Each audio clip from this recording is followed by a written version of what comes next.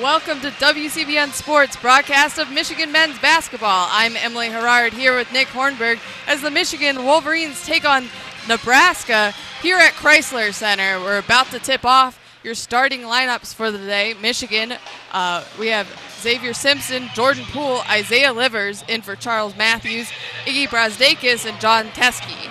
For Nebraska, James Palmer, Thomas Allen, Isaiah Robbie, Tanner Borkart, and Glenn Watson Jr. So, Nick, after the Wolverines lost on Sunday to rival Michigan State, going into this game, what do you look for, especially from the Wolverines offense, which a lot of people have been talking about as they haven't been able to really get it going out there? Well, more than anything, they need more emotion from this team, and this is a big game for them. Of course, they have, after tonight, they have 2 games left on the road against number 17 Maryland and then on the road against Michigan State. This is the last home game of the season. Huge for this team, really in need of a bounce back after they were heavily favored on the weekend going against Michigan State. Electric crowd on their side, and really they did not perform up to the standard they've set all season, and the fans largely left the stadium before the game is end. Not a good look for anybody involved in this program right now. And what you need to see now is this. You need a bounce back against Nebraska, get the win, take care of your business before the going gets tougher. And as you said, big game, big development. Charles Matthews not able to play, largely, if I had to expect, cautionary. Of course, Charles Matthews sustaining an ankle injury against Michigan State. Isaiah Livers slots into the lineup, types as more of a three-point shooter than Charles Matthews. And we are now live here at 88.3 WCBN FM Ann Arbor, and as the game about to get underway. Yep, the Wolverines wearing maize, the Cornhuskers in red. Wolverines going left to right, Nebraska right to left. John Teske ready for the tip-off against Isaiah Robbie. Crowd maize rage getting on their feet. And as you said, the Wolverines just need to show more emotion and more energy. Earlier in the year when they were playing loose, having fun, that's when they really got going on offense. And I think, if they bring some more enthusiasm here today, hopefully we see them start to click a little more on offense. Now the ball is up, tipped to Nebraska, number 20, Borkart. Not often you see John Teske lose a tip-off. And now the Cornhuskers will start on offense. Up top, Borkart, handoff to Palmer. Palmer back down low to Borkart, guarded by Teske. He gets his hand in the way, misses the layup. Teske with the rebound, up to Simpson. That's some good post defense there by John Teske, not conceding the easy layup. Now the Wolverines get it down low to Brazdeikis. He goes up strong, gets the layup. Wolverines on the board first, 2-0. And Iggy Brazdeikis going to be very important for this game. Did a lot on Sunday against Michigan State. Not a lot of it went well, but he was able to try new things, and now it's really important for him. Been inconsistent all season. Important for him to have a big game tonight. Now on the baseline, it's Robbie up against Teske. Pulls up a jumper, no good. Iggy corrals the rebound, outlets it up to Simpson. But he throws the ball away the other way. It's Palmer.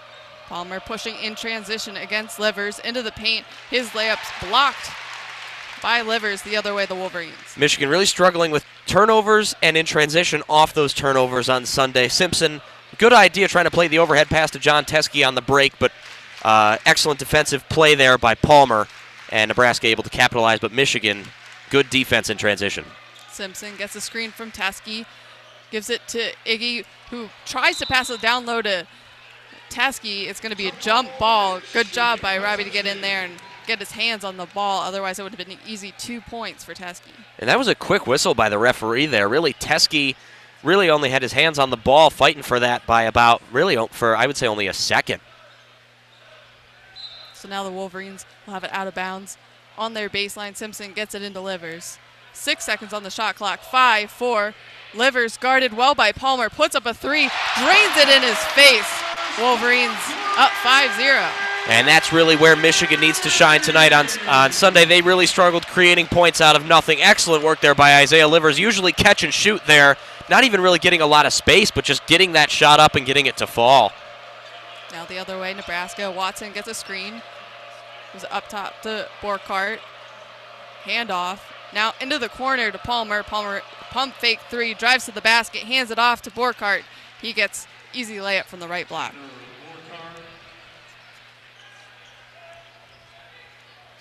Wolverines up 5-2, just under 18 minutes to go in the half. Iggy Brazdakis, top of the key, gives it to Simpson, left wing. He's guarded by Watson. Simpson kicks it to Livers. Livers gets a screen from Teske, picks up his dribble, kicks it out to Teske for 3 from the corner. He knocks it down. Wolverines 2 for 2 from 3 so far. And there it is, something we haven't seen really much in a while. John Teske with that bow and arrow 3-point celebration. Teske, of course, 7'1", already one of the premier post defenders in the country. Now adding a 3-ball to his arsenal this season. Now on the other end, Watson pulls up for a jumper. Long rebound, corralled by the Wolverines the other way, Simpson. Dribble hands off to Poole. Poole finds Teske down low. He is blocked, but they're going to call a foul. And really there, and excellent work by Teske there, drawing the first foul of the game on Nebraska. However, Teske, a big criticism of him all season, even with adding the 3-point shooting to his offensive arsenal, something that he's really lacked, something really surprising for a 7'1" college center, is that he really lacks touch at the rim. And you saw it right there. He had the ability to go for the dunk, not able to finish. Teske gets the first foul shot to rattle in. That'll give him 4 points on the evening. Teske, after really being a liability on the line last season, just like much of the team last season, really improved his 3-point shooting this year. And Teske knocks them both down. Wolverines now up 10-2 on Nebraska. As Watson crosses the timeline. We'll try to get something going for the Cornhuskers. Gives it up to Allen. Allen to Palmer. Palmer pulls up for 3, top of the key. No good. Rebound Simpson, but has it knocked away by Robbie, who decides to pull up for a 3. No good. It goes over top of the backboards, out of bounds to the Wolverines. Once again, Michigan survives a mistake, though I would say really that's more a fantastic play by Robbie than anything Xavier Simpson did. Simpson perhaps could have done a better job controlling that ball, but once again, excellent play by Robbie, but Nebraska once again not able to capitalize. Yeah, great hustle by Robbie. Probably should have slowed it down and re-executed the offense. Now Wolverines the other way. Simpson gets a screen from Teske, top of the key. Gives delivers. He pulls up for 3. That one's no good. Rebound Allen. Allen kicks it to Watson in transition, going against Poole. Kind of shoves off, gets the layup to go. 4 now for Nebraska. That's a good drive, but really on the other end, as you see, Isaiah Livers, I don't know how great of a decision that was. Didn't have a lot of space and opting to take it off the run when he's really more of a catch-and-shoot guy. Yeah, and he had a hand in his face as well. Now Wolverines on offense. Teske hands it off to Poole. Poole back down low to Teske. As you said, doesn't have touch at the rim, but he gets his own rebound, falls to the floor, kicks it out to Simpson. Simpson cross-court pass delivers. One-hand catch, almost out of bounds. Throws it up to Jordan Poole. And he's going to slow it down. That was quite the sequence for the Wolverines, but they were able to keep the ball. Great hustle started by Teske. Now Poole kicks it to Teske, puts up a 3, knocks it down. That's about as good a sequence of basketball as you will ever see. Teske, again, bad touch around the rim, but the 7'1" center going to the floor, not something you want to see a lot if you're John Beilein. That's a scary thing, a 7-footer going to the ground. And then Isaiah Livers with the one-handed catch, looked like Odell Beckham Jr., then threw it all the way out with Poole. That's the most athletic Michigan has looked all season. The Wolverines remained calm, and it paid off for them with that 3 at the end by Teske. Now the other way, Nebraska gets the and one. It's Borkart. And there will be a timeout on the floor. The Wolverines lead 13-6, and Nebraska will go to the line after the timeout. But as you said, great offensive execution, despite not, maybe I shouldn't say offensive execution because that's not what you're necessarily looking for, but just the fact that Teske didn't finish at the basket but was able to get his own rebound, kick it out, and somehow the Wolverines held on to 3 crazy passes. Well, that's an absolutely absurd sequence of offense you don't see every day. And really, you saw it started there. First, I know Teske really started it with the rebound and the pass out, but really you saw it start, and I was about to remark what a great take it was, even though before Teske failed to finish. Jordan Poole played an absolutely excellent pass over to Teske, and Jordan Poole really also a 3-point shooter, really a lot better at creating space for himself this season. But I feel really Jordan Poole generally gets overshadowed for his ball handling, gets overshadowed by Xavier Simpson's ball handling. Really, Jordan Poole this season has improved a lot as an all-around basketball player, not just as a shooter, is working harder on defense, rebounding the ball better, And his ball handling, he is able to play some excellent passes. Yeah, that was a great pass, had great touch, floated it down low to Teskey, so it really started that whole offensive set right there. As I said, the Wolverines lead Nebraska 13-6 with 14:57 or 14:52 remaining in this half. And another thing you saw there, John Teskey's three, it was the second one of the game. The first one was from the corner. The second one was from the left wing. That's big because I believe pretty much all of John Teskey's made threes so far this season were both from up top. And really Teskey, that's really the only spot three-point along beyond the arc where John Teskey has consistently been able to find his stroke. Now you have the option. John Teskey now looks like he's more able to move around beyond the arc and really a threat at any point in the half court beyond the arc to shoot. And that's something very scary for teams that are going to play Michigan upcoming, Maryland, Michigan State, whoever they play in the conference tournament and whoever they play in the NCAA tournament. Yeah, definitely. And now the Wolverines are shooting 67% from the field, Nebraska 33%. And we've seen Nebraska put up a couple three-pointers that were a little quick to trigger on their end. If they want to kind of claw back into this, they did a good job getting the look down low to Borkhardt and drawing the and one.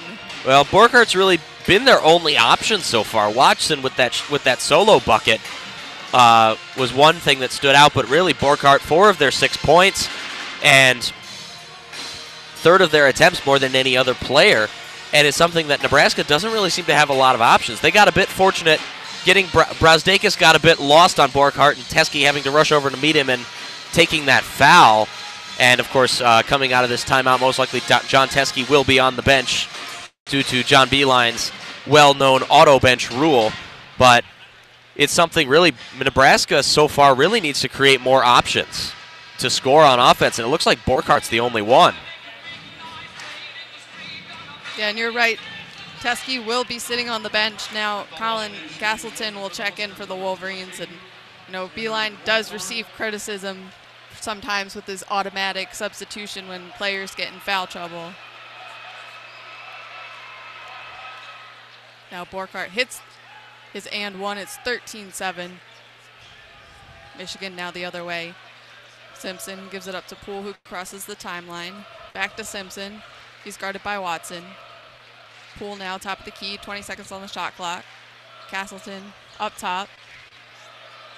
Simpson now kicks it down low. Castleton going against Palmer. He's going to get the layup. I'm not sure. Are those Castleton's first points of the season? It might be. The Wolverines haven't seen much out of him. He comes in off the bench for Teskey and scores 2 right away. Palmer now up top, thought about the 3, drives into the paint against Livers.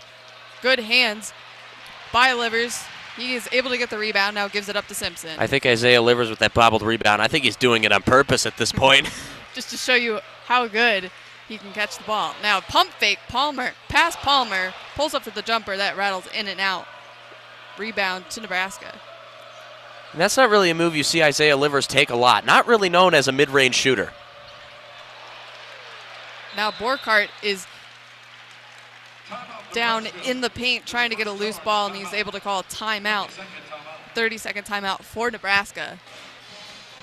There's another awkward moment. Again, Nebraska going for Borkhardt in the post. They really look one-dimensional on offense, and really that's one thing you cannot do against this Michigan defense. And Michigan State exposed Luke Yaklich's defense on Sunday really with fantastic guard play more than anything. Cassius Winston, that might be the best game he's played in his career at Michigan State.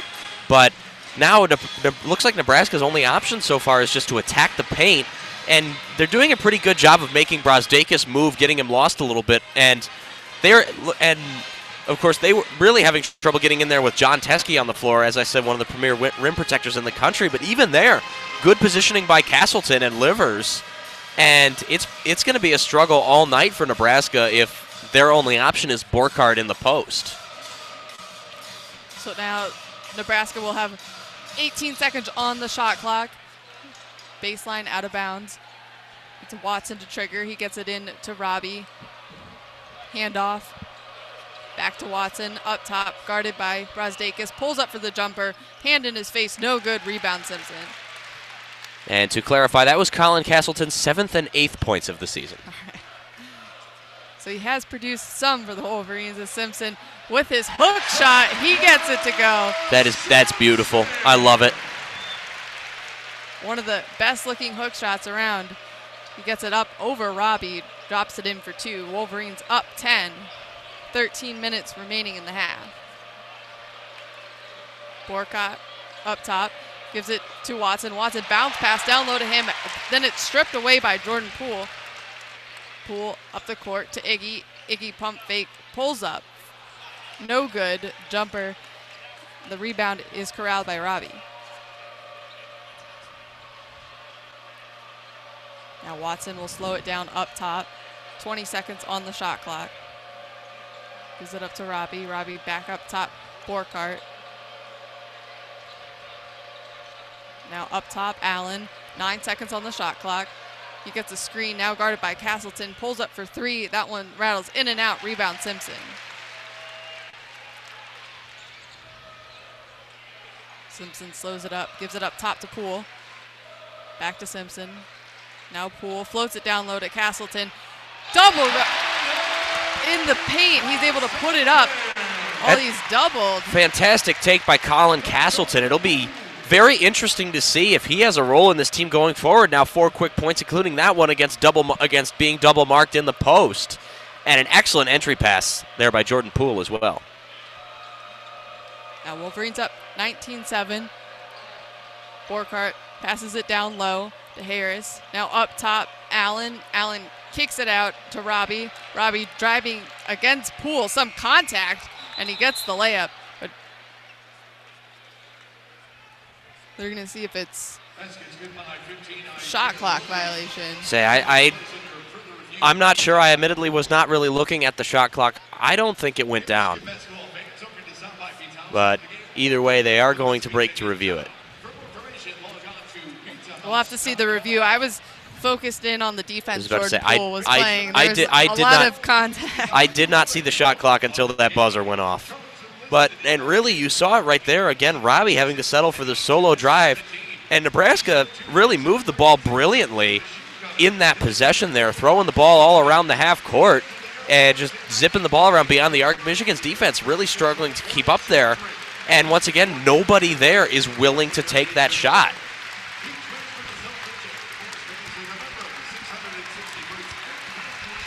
So if the basket stands, the Wolverines will be up 10, 19-9. Still haven't seen a review on the play.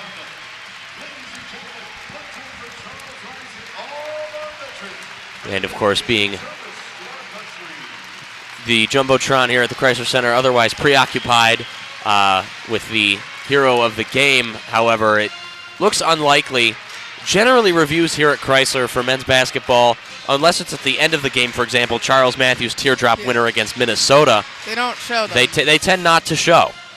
And really, I'd say that's one critique I have of collegiate athletics that aren't football to a large extent. Men's basketball, women's basketball, hockey. There's a lot of reviews, and to a certain degree, for not just us up here in the booth, but the fans at the game as well as other media members. It really creates it creates a lot of difficulty with transparency. And then the other night for the women's game against Rutgers, I'm pretty sure the refs reviewed the wrong play because they didn't show it up on the Jumbotron, but Nicole Munger was fouled, and they came back after the timeout, and Akenray Johnson was shooting foul shots. Yep, I remember that. To this day, I don't think Nicole Munger knows what happens. I don't think head coach Kim Barnes-Arico knows what happens. I'm pretty sure the refs looked at the wrong play and were confused, but no one obviously in Chrysler knew what was happening because they don't show those replays. Yep, I remember that. I was on the call for that game, and yeah, it was, as you said, a very, very confusing moment, and it's something that Kim Barnes-Arico, I think, was rightly furious about, considering nobody knew what was going on, and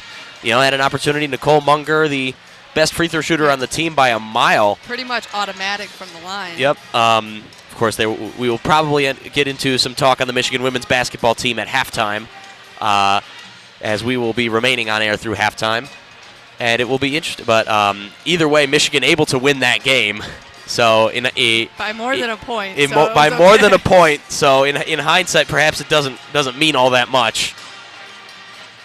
Just a small moment, but it's the small moments like that you remember. Right now the score has changed 19-7. They haven't announced that it was a shot clock violation yet, but it appears that they have ruled it that. Yeah, if I had to guess, looks like they're going to take immediate timeout. As you say, the referees have moved away from the video screen, and the ball is over at the baseline, so it looks like it will be Michigan basketball on their own baseline.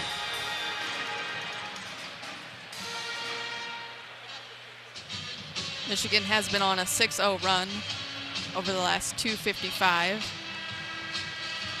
As you said, Nebraska just struggling to find options on offense, and their scoring drought has lasted over 3 minutes. And now here's a substitution. David DeJulius in for Michigan. John Beeline really trying in the last couple games to give his freshman at least a few minutes. David DeJulius, of course, the highly touted recruit out of the Detroit area, really known as an excellent passer of the ball. Yeah, and here he takes it up across half court, hands it off to Brosdinkus, but DeJulius always getting up extra shots in Chrysler. He's ready for his time when he gets it. Now pass down low to Castleton. He misses it, but gets his own rebound, puts it back, and now he has 6 on the night. Are we really about to see this? Colin Castleton now has 6 points and an offensive rebound. This had shades of Indiana back in January. Brandon Johns getting minutes in place of Isaiah Livers, who was out with back spasms. Really what looked like it would be his coming out party, 8 points and 8 rebounds. For Michigan, you have to love it when you have players step up like this. Now on the other end, Castleton looks like he knocked it out of bounds. Michigan disagreeing, thinking Nebraska, it was off Nebraska, but instead the Cornhuskers will have it baseline out of bounds. Yeah, I don't really agree with that call either. I don't think Castleton got a hand on it. I think Watson just lost control. Harris gets it up for a floater down low. Rebound putback, no good. Nebraska, now it's the other way, Michigan. Simpson up top. He's guarded by Harris. He gets a screen from Castleton, kicks it out right wing to Iggy. Iggy into the paint, floater, no good. Rebound, Watson. And really, Brosdakis' shot selection so far tonight has not been great. Now on the other end, Palmer throws up a 3. Not a great shot selection for him either. Now other way, Michigan, Castleton in the paint, kicks it out to Livers. Livers, corner to Iggy. He puts up a 3, and he's going to be fouled on it. And right as I criticize Brosdakis' shot selection, he comes through and draws a 3-point foul. And really, Brosdakis' shot selection is really something you can look at a couple different ways so far. One, you could say, it's wasteful and inefficient, which really since the turn of the 2019 year, Brosdakis has really struggled on the court and very inconsistent, and for a lot of those reasons. He misses his first. And that's another surprise. Brosdakis also a great free throw shooter. But another thing is that really this offense oftentimes looks starved for creativity, and Brosdakis, when he's on, is able to provide that inventiveness that this offense that is really struggles sometimes needs. Exactly, but right now he's just really off as he misses the second. But Colin Castleton will now go to the bench as Teskey checks back in to a standing ovation as he put up 6 great points, giving Teskey a break. Brosdakis hits his 3rd. And that will be huge. Michigan's depth been a problem all season long. And if John Teskey is able to take rests and Michigan can get away with winning games comfortably with Teskey only playing maybe 30 to 32 minutes a night, that will be a massive boon for this team going forward in the tournament where you don't get to get full rests. Definitely, yeah. During the tournament, people get tired, continuous day after day, and to have a player like Castleton, if he's able to come in like he has today, that's going to be huge for the Wolverines. There's a foul on Simpson. Now Nebraska, Palmer going into the paint, no good, but they're able to get an offensive rebound. they knocked down the jumper from the foul line. So Kenton for Nebraska. Wolverines up 22-9, just under 10 to play in the first half. Jordan Poole up top. Passes it to Livers. 15 seconds on the shot clock. Livers trying to give it to Simpson. Simpson gets a screen from Teskey. Up top to DeJulius. Thought about the three. Step back three. No good. Hand in his face. Palmer with good defense. Now the other way, it's Allen into the lane. No good, but the putback dunk by Kenton. And DeJulius clearly still has a lot to learn on offense. He's a little bit too cavalier with that shot, especially behind the three-point line. His strength really is a passer, and really it's something he's really struggled to adjust to the college game so far. Now an offense. Simpson drives the lane, kicks it out to the corner for Livers, knocks down the three. And Isaiah Livers now 6 points, including 2 for 3 from beyond the arc. The Wolverines now have a 14-point lead. Allen to Robbie. Robbie, handoff, Palmer. Palmer going against Livers, picks up his dribble, kicks it out to Allen. Allen, baseline drive, almost has it knocked away. Harris is there. He throws it out of bounds. Michigan basketball. And really an excellent take there by the defense of Michigan. They almost had that steal and ultimately forcing that errant pass. And something Michigan really struggled with last week against Michigan State is forcing the Spartans to turn the ball over. And now in for the Wolverines is Eli Brooks. The first we're seeing him tonight. So DeJulius, Livers, Teskey, and Poole. Other players out for the Wolverines now as Livers puts up the left-handed poke shot in the post. Eli Brooks will be another important player to come. Xavier Simpson played 40 minutes last week against Michigan State, and that's something simply, he is Michigan's most important player, I would argue, and that cannot continue if Michigan wants to make an impact in March. Now the other way, missed layup by Palmer, rebound Livers. Now the other way, the Wolverines. Jordan Poole against Robbie. Now to Brooks, back to Poole. Finds Livers in the left corner. Tries to float it down low to Teskey. Has it stolen by Allen. Allen in transition, pulls up over Poole. Shot short. Poole pokes it out, but it goes to Palmer. Palmer out to Kenton. His three, no good. Rebound to Julius. And excellent work there by that Michigan defense. Not getting rattled, of course. That was a terrible entry pass by Isaiah Livers. Could have set up an easy transition bucket, but great job holding their nerve. And DeJulius gets it into the paint through the defense and one. He'll go to the line. And an excellent take there by DeJulius. Not something you'd expect to see. David DeJulius, really a diminutive player. He's going for the drive, and Nebraska had two big men in the low post. And that's something that you don't expect. And really, Michigan's offense pulling out all the stops so far early on. They're trying to send a message after what could be considered a debacle against Michigan State on Sunday. Yeah, the Wolverines up 29-11. Looking good on both ends of the floor. And as you said, DeJulius, pretty small at 6 feet. Strong move through two posts in the paint to get that and one. And for those of you keeping score at home, that was David DeJulius' 11th and 12th points. And has a chance for a 13th. Getting some good minutes out of players who have been pretty silent so far this season.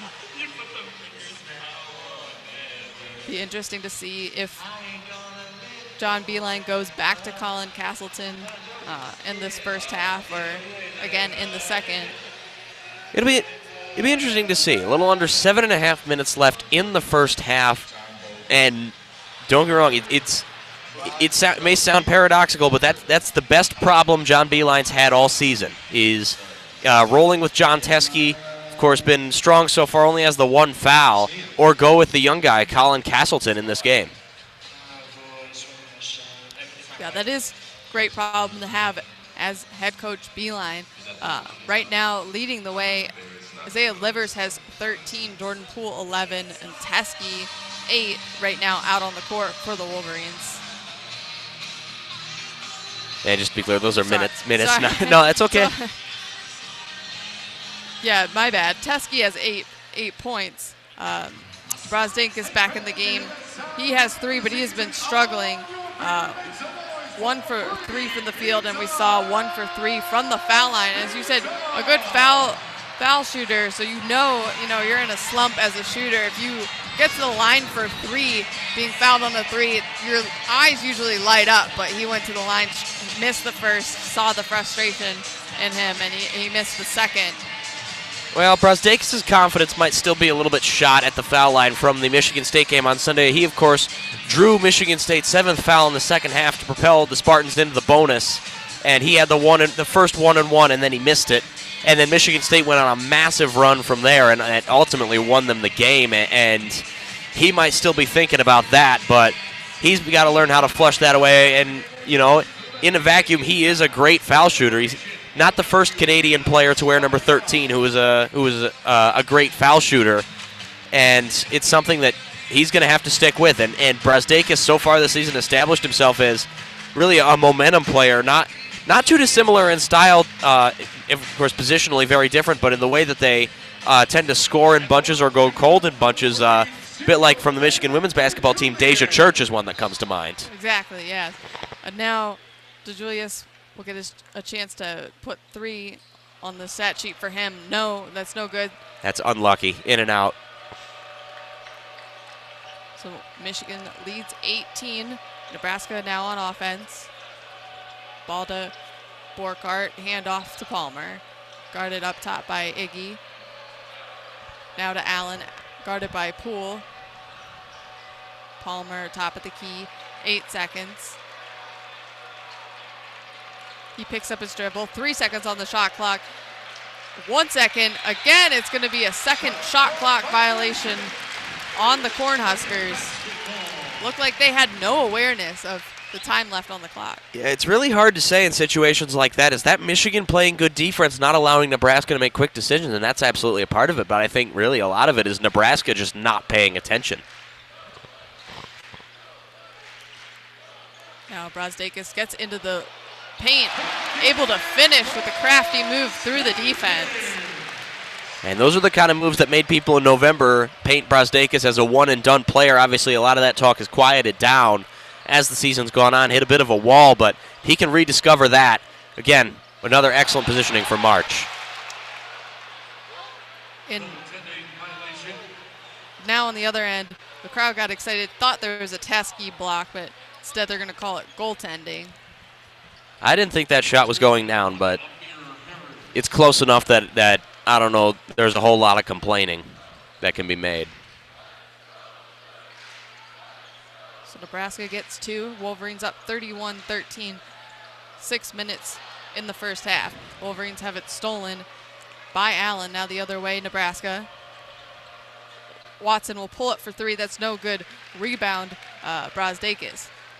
Outlets it to Julius. He goes fast, out of control the other way. Kind of stumbles and has it blocked out of bounds. And that's a bit of a scary moment right there. David DeJulius running right in. I like the aggression, and they should be excited about how confident David DeJulius evidently is in his ability to drive, but you have to approach it also with a little bit of realism as DeJulius goes out of the game after an extended spell. He's a little guy. He's a freshman. His body might not be fully grown into going against big players.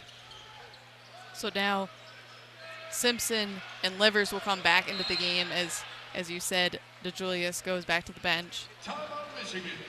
Timeout Michigan, as there was some pressure in the corner from Nebraska. Yeah, Michigan really played right into that one. Quick inbound to the corner, and Nebraska just able to keep Livers in that corner, forcing John Beilein to burn his first timeout. In the game right now for the Wolverines, Poole, Simpson, Brosdakis, Teskey, and Brooks. And for Nebraska, Palmer, Harris, Watson, Allen, and Borkart. And really, this game so far has turned into, and it's a massive lead, 31-13 early on, and Michigan not showing any signs of slowing down. This is really the important game. This is the most likely game to win in the next 3 to close out the regular season before conference tournament. And of course, Michigan, they very easily could be, that was a big emotional letdown on Sunday against Michigan State. Michigan, however, still alive in the quest to win the Big Ten title in the regular season. Of course, being able to hang a banner up this season. Of course, a banner befitting how well this team has played. This is probably the best Michigan basketball team I've seen in my lifetime. At Simpson, great pass down low to Teskey for the dunk, but as you said, this is a very important game, the most probably winnable of the next three. And the way you bounce back after losing to your rival is extremely important. And John Beilein, didn't think that was, the end of the season. Obviously it wasn't. And so for them to come out and play like this to start the game is extremely important. However, on the other end, Brazdeikis is going to be called for the fouls. Harris able to get the basket and will go to the line for one. It's hard to quantify how big of a game that is. If Michigan beats Michigan State on Sunday, Michigan then has really a hold on the regular season 1 seed. Of course, now they are down in third, a game off Michigan State and Purdue. They'll have an opportunity to earn a game back on Michigan State, but they got to draw even with Purdue. They need to win all their games. Of course, on the road, Maryland, always a scary place to play, and then going to the Breslin Center, a team they've already lost to in Michigan State. And you got to hope Purdue loses a game. Now, Simpson kicks it to Brazdeikis. He hits the three, and it looked like there was some contact from Harris on the arm. He kind of looked at the ref, but that's how you get your confidence back. 36-15.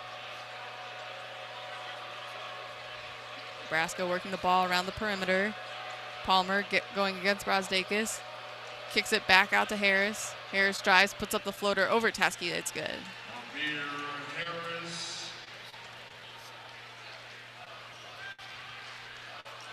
Now Simpson brings it up, gives it to Teskey. Now Brazdeikis dribbles top of the key, reverses it, levers to Simpson, left wing. Simpson up top, passes Brazdeikis. He's feeling it now. He puts up the three, knocks it down. 39-17.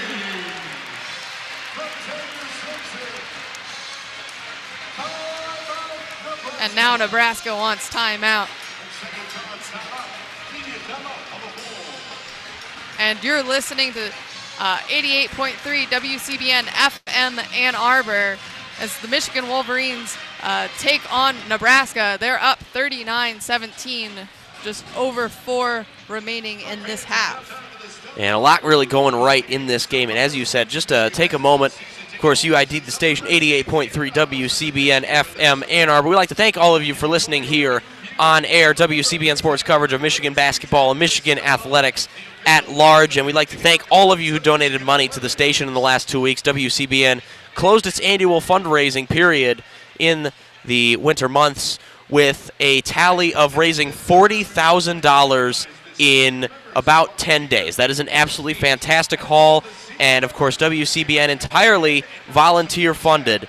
We appreciate every dollar we get. That allows us to maintain our equipment and really to deliver all the content we want that you like, sports and music, and we appreciate everything you've given, all the money you've given to us over the years, and thank you very much once again for allowing us to keep going. Yeah, so it was an awesome fundraiser, and again, we'd like to thank you all, and thank you for listening. WCBN creates great opportunities for all the students involved in sports and in music, and just a great all-around radio station. Indeed. Now back to basketball. Of course, it's senior night on the board, on the Big Tron. They are listing all of the seniors on the cheerleading team as well as some of the managers. It'll be something interesting. Of course, Emily, you yourself are a senior manager, however, not for this team. Of course, wouldn't surprise me at all if they put your name on the board on Sunday. Yeah, I'm hoping. As a head manager of the women's basketball team, it's been a great experience. Senior Day is always, special for everyone involved. And today they honored the Michigan men's managers and Charles Matthews as, he's a redshirt junior, but it's, probably likely that he won't return next season, although he hasn't said one way or the other, but he was out there being honored with his family. He is in street clothes today, as we said, out with an ankle injury after the Michigan State game. And this could turn into a little bit of a blessing in disguise, of course. Not good when anybody's injured ever. But Isaiah Livers really coming into the starting lineup, and he's stepped up. He's got 8 points, 3 for 5 from the field, 2 for 3 from 3, to go with 4 rebounds and 2 assists. He's been one of their most productive players so far in this now 16 minutes gone first half, and it's something. And to a certain degree, everybody already knew Isaiah Livers was a very good player who was capable of stepping up, and you see him stepping up again. Again, the more players that are on hot runs to close out the season, the better for Michigan going into March. Definitely, and as you said, he's had a great night so far. 8 points, 4 rebounds, 2 assists.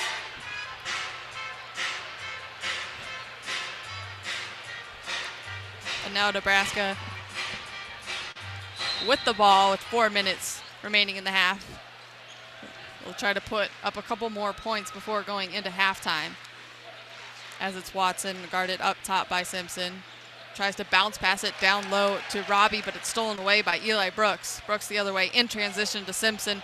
Finds Castleton, who's back in the game, but he's not able to hold on to it. The other way is Palmer. That's really disappointing right there. I think if Castleton made that, the roof on this place would have blown off. Now Wolverines able to get the rebound the other way. Isaiah Livers to Simpson. Simpson guarded up top by Palmer. Gets it to Eli Brooks. It's going to be a foul on the floor. And really excellent work there by Eli Brooks, really getting closer right into, I believe that was Tjor Bjarnason. And an excellent move there, trying to coming in close, then moving just to the left, forcing the shoulder check. And now John Teskey is back in after Colin Castleton was in the game for a couple minutes. Teskey works it around to Livers, sets the screen. 12 seconds on the shot clock to Brosdinkus. Spin move, tries to get a Teskey, but instead kicks it back out to Livers. Livers to Simpson, 3 seconds on the shot clock. Step back 3 over Watson. Shot clock violation. And if you're Michigan, that's what you don't want to be, a situation you want to be in. Shot clock bleeding down, and Xavier Simpson really isolated up top. Simpson, not known for being a great shooter, improved this season relative to last year, and it improved his offensive game a lot, of course, developing that hook shot. But the 3 ball is still something to work on, and it's something Michigan does not want to be forced into. Yeah, contested step back 3 from Simpson. Not what the Wolverines want on offense. Here the other way. 8 seconds for Nebraska on their shot clock. Robbie going against Livers. There's going to be a foul on the floor on Livers as Robbie backed him down in the paint. Not a whole lot of contact. And the referee preemptively doing some explaining to Luke Yaklich, sitting there on the sidelines, Michigan's assistant coach, fuming. And John Beeline also not happy, giving a referee an earful. And I'm with them, Emily. I didn't really see it. I'm not sure what the call was. And it's, not as if they've been calling, fouls like that all game. But now Nebraska tries again down low. Robbie no good. Rebound, Brosdakis. He'll go the other way. Spin move in the left corner. Kicks it back up top to Eli Brooks.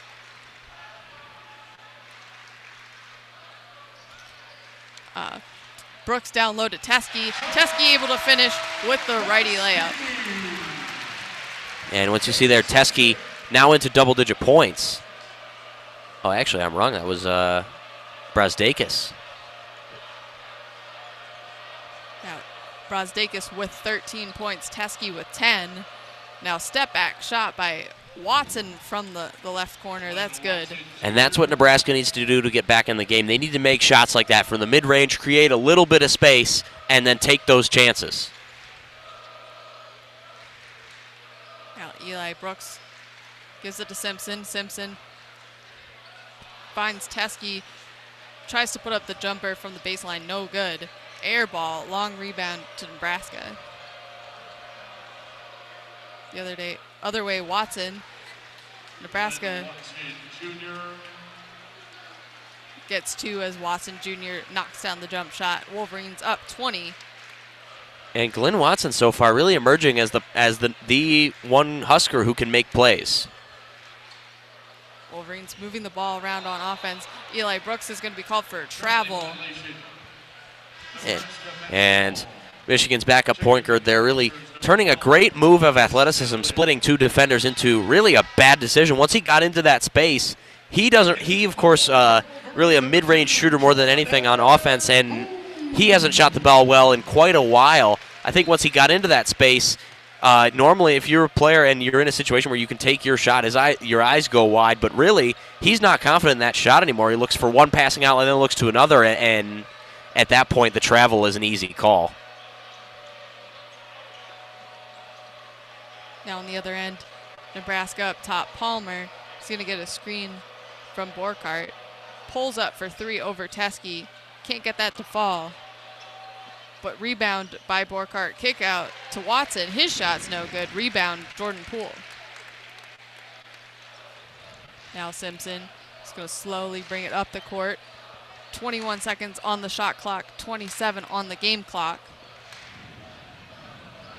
Jordan Poole now delivers. Delivers to Teskey, short corner to Poole. Now down to Brazdeikis. He drives baseline, kicks it off to Teskey. He finishes at the rim. Give him 12. Yep, John Teskey now with 12 points and another really awkward moment for Teskey underneath. And oh, actually, this is a scary moment on the court right now. Iggy Brazdeikis is down holding maybe what appears to be his knee. The trainer is out on the court talking to him. He's still down on the court.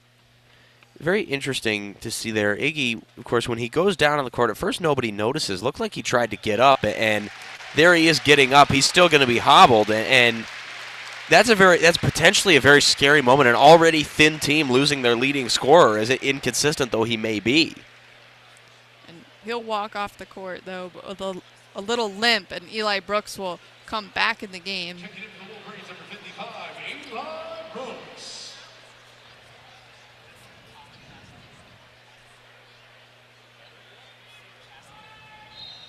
He'll go down to the end of the bench to talk to the trainer, but he's still standing up. Now, Nebraska looking for a last shot, gets into the paint. Watson has it rejected, but Robbie is there, get one last shot, but can't get it up before the buzzer, and the Wolverines will go into halftime up 43-21. Well, in the world of college sports, it's a dirty word, but if I were to use one word to describe Michigan's first half performance, professional. They came in, did their business, handled everything they needed to handle, and bounced back exactly the way you'd want them to, following an emotional loss on Sunday. Of course, losing to a big rival and a rival in the conference standings. You fall behind in the conference standings now, one game off first place, and now you're in a situation you have to bounce back, and they did it in an emphatic way. That's probably since the second half against North Carolina back in November. That's the best half of Michigan basketball I've seen. Yeah, I like how you put it. Professional. They know they need to come out here, get the job done, and so far they've done that. Up 43-21, and they need to come out with the same energy on both ends of the court in the second half. And hopefully Brazdeikis is okay, as we saw him go off the court, walking, although with a limp. He does have 13 points in the first half, so it'll be interesting to see how he comes out if he is able to play in the second half. And actually, he probably will be able to play in the second half, but it would not surprise me at all to see Coach John Beilein opt to not play him in the second half. Of course, Michigan building quite the nest egg for the second half, a 22-point lead, 43-21. Really, you don't necessarily need to take any unnecessary risks, and I think they came into this game with that approach, with Charles Matthews sitting out. And now Brazdeikis, that lead is so big. John Beilein can more than afford, and the offense was working just fine with Brazdeikis on the bench in the first half. Coach Beilein, I think, can afford to be cautious with Brazdeikis, avoid taking unnecessary risks, save him for the upcoming game on the road against Maryland, and really give more time to the young guys. Brandon Johns Jr. gotten more minutes than any freshman other than Brazdeikis so far this season, has yet to see action in the game. And that's something to look for. Look for Brazdeikis to sit out the second half, and Brandon Johns to get more minutes. Yeah, it's definitely the opportunity to get others more playing time tonight. But on the other end, Nebraska really struggling on offense. So we said Watson trying to get it done for the team, but he only has 6 points. And Borkart, as they tried to look down low to him, he has 5, but the other 3 starters with 0. Well, I said Nebraska was one-dimensional with Borkart at the start of the game. Once he got that and one that precipitated the first timeout, he hit that free throw, and he has done absolutely nothing since. Nebraska has not hit did not hit a 3 in the first half, 0 for 8. Glenn Watson Jr., again, he looks like a playmaker who can make something happen, but to a certain degree, he looks to have the same problem that Brazdakis has for Michigan. Inefficient and not as proficient as you'd prefer. As you 6 points, Nebraska's leading scorer, I believe, but 3 for 8 shooting from the field, 0 for 3 from beyond the arc in 17 minutes. Not what you want to see from really your primary playmaker. Yeah, and right now, though, the Wolverines are shooting 75% from 3 and 65% from the field. You can't always keep those numbers up, so it's important going into the second half that they just continue to play strong defense and get good looks on offense, and not throw up any unnecessary threes. And I was actually mistaken. It's Amir Harris, who has 6 points for the Huskers. Bit more efficient, 3 for 4 from the field.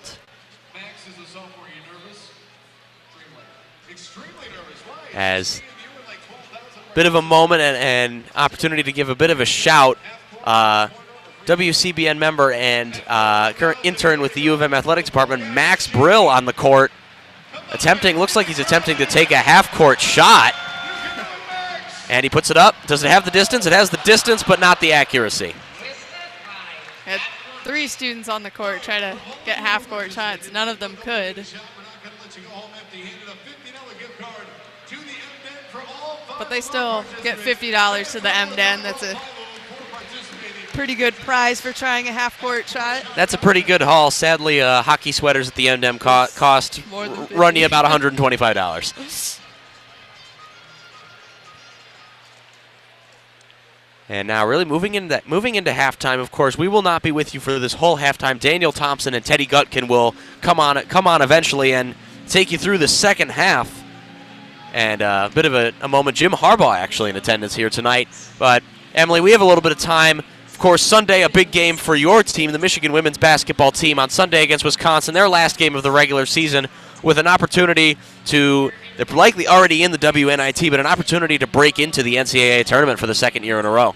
Yeah, Sunday is a huge game for the women's team, and right now I think they're at number 4 in the Big Ten, right behind Rutgers, and losing to Michigan State as well on Sunday broke their 7-game streak win in February.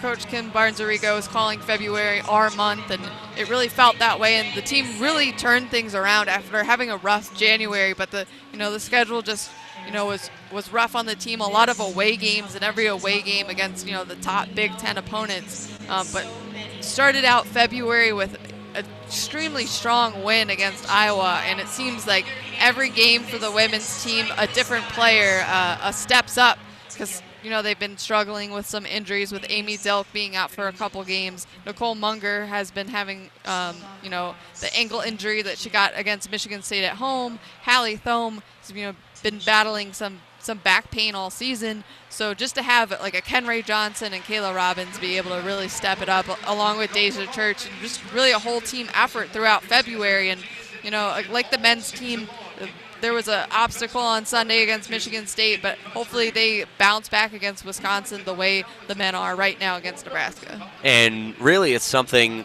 that I pointed out when I spoke to her after the victory against Rutgers. Really, the player to precipitate that 7-game win streak, and really the player who's come hot in at least half of those games, is a Kenray Johnson. Of course, the primarily a deeper reserve role for much of the season than Iowa, having to step up and scored 19 points off the bench, and she's had to start in the absence of Amy Dilk. Dilk is now back, but it remains she has been a very important player in that stretch.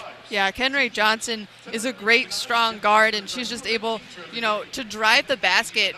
And I think her back cuts to the basket, and then her, when she's able to get open three looks. She's able to knock them down, and I think people kind of forgot about her. And this is the same thing that happened last year towards the end of the season, especially against Maryland. She really stepped it up in a big win that helped the women's team get into the tournament last year. But, Kenray Johnson has faced a lot of injuries throughout her career here at the University of Michigan, but she just continues to persevere. And I think, finally she started to click late in this season as she's really gotten a chance to, go out there and get some minutes that she wasn't able to earlier in the season when she broke her hand at the beginning of the fall.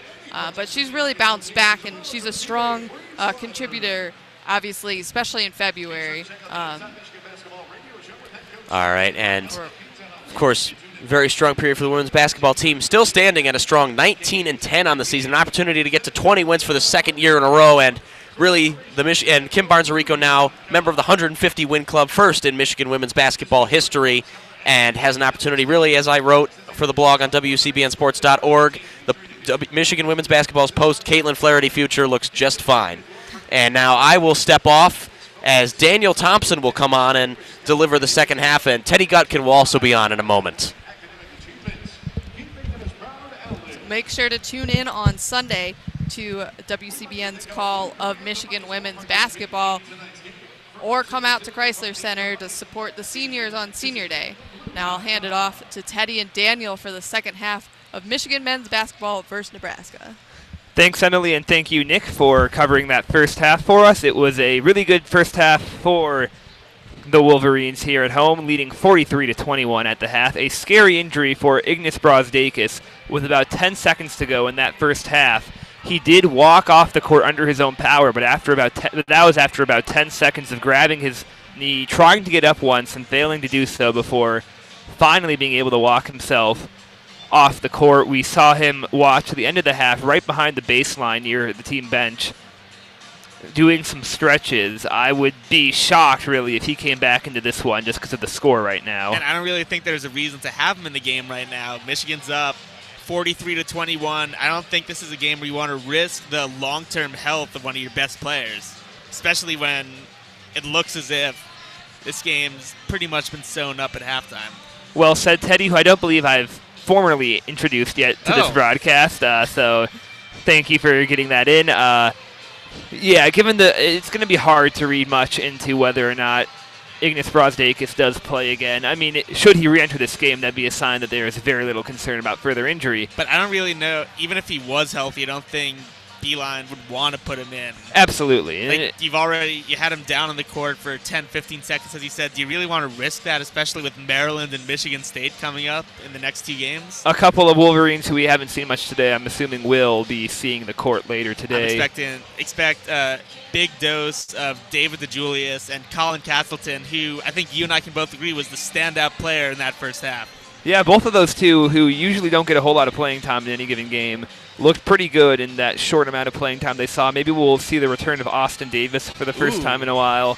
I've heard that name in a while. Of course, Michigan is playing without Charles Matthews today. The only senior being honored today on Senior Day is unable to play because he played through a ankle injury against Michigan State. So perhaps a warning to Beeline, maybe not to overuse a player who is looking to be injured right now. And you have to hope for the Wolverines that Matthews will be good to go in 3 days on Sunday. I think he will be. I just feel like they're keeping him out as a precaution. This is a game that on paper the Wolverines expected to win, and now that the game's actually started, they look well on their way to that. I just think Beeline's playing it safe. He knows how integral Matthews is to the success of this team. He wants to make sure he's got him for the two biggest games left on the schedule. Or two biggest games and the two games just in general remaining on the schedule. There are the only two games left to be scheduled. Of course, there will be some Big Ten tournament games that might be as important as the game in the Breslin Center here in a week's time, or a little bit more than a week's time. Michigan's next two games are on Sunday in College Park, Maryland. Teddy, you're going to be in attendance on that one. Yeah, really excited.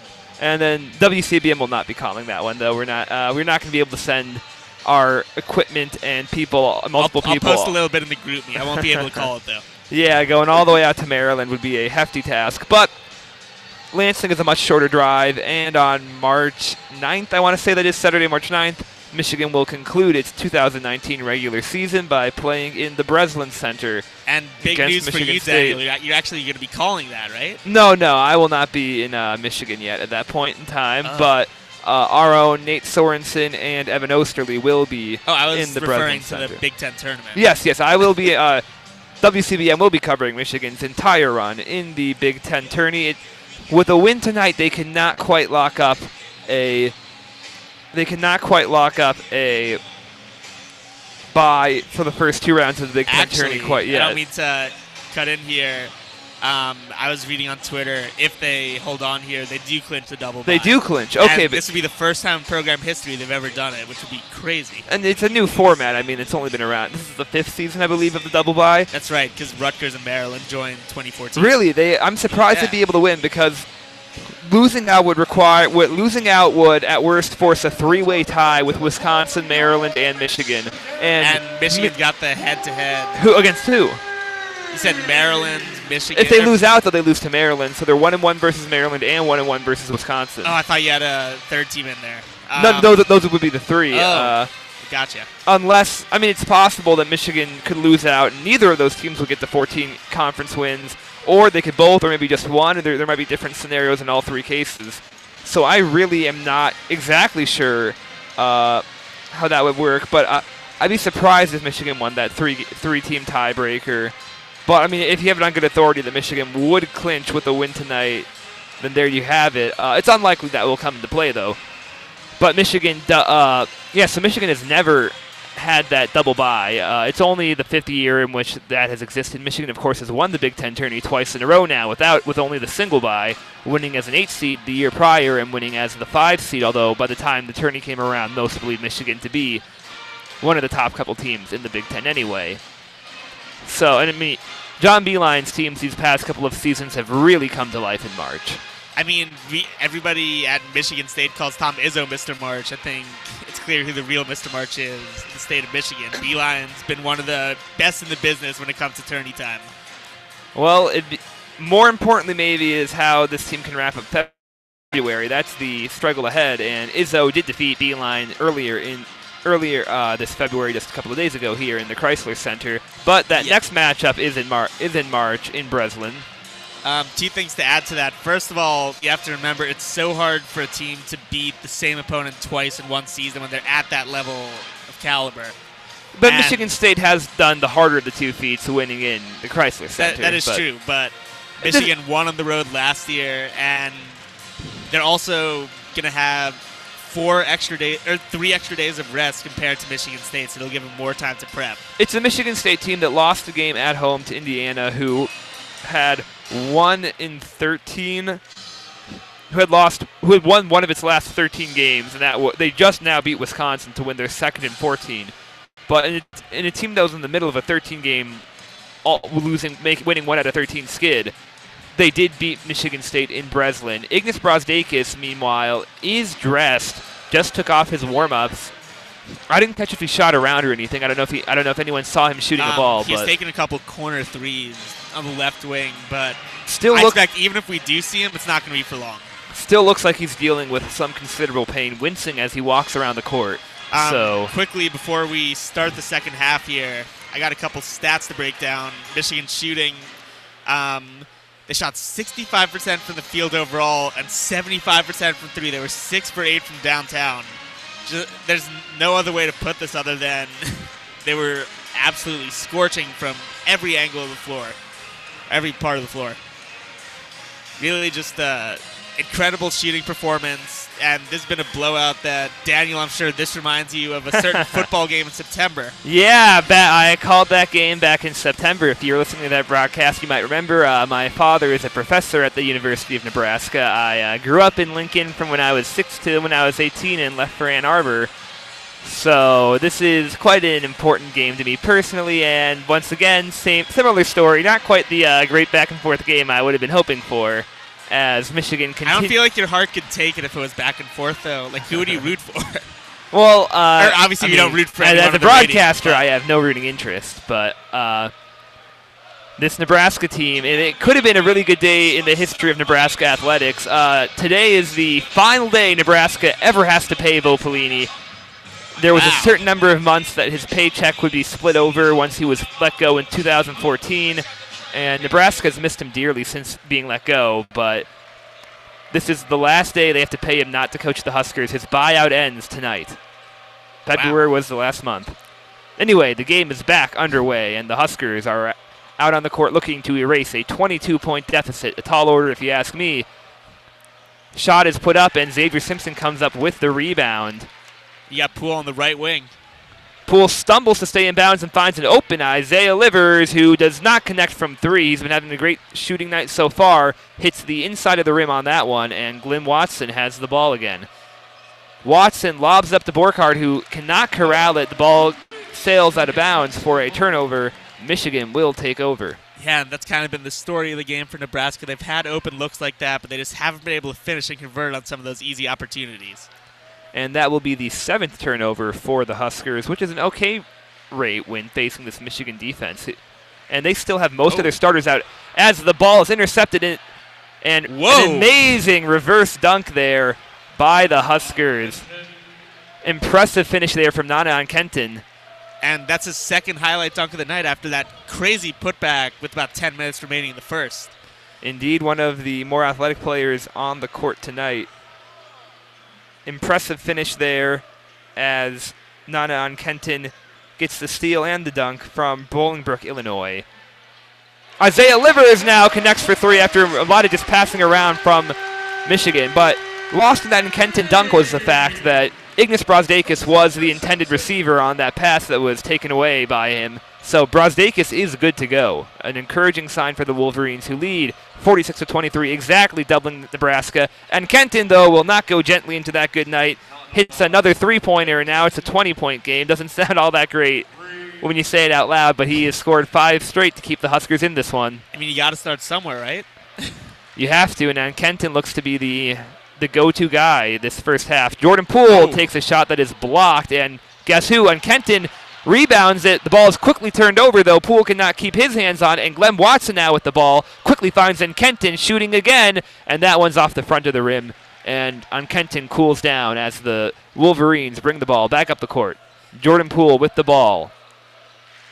Finds Isaiah Livers. Yep, Teskey wide open, calling for the ball. Makes a difficult move and is unable to connect on Kenton on defense. He's really taking over the second half, Daniel. Tremendous stuff from him so far. Yeah, an encouraging look there from the senior for the Huskers. Sophomore, my bad. I knew that wasn't right, but misread the sheet. Glenn Watson now with the ball, trying to drive in on John Teskey. Mismatch here.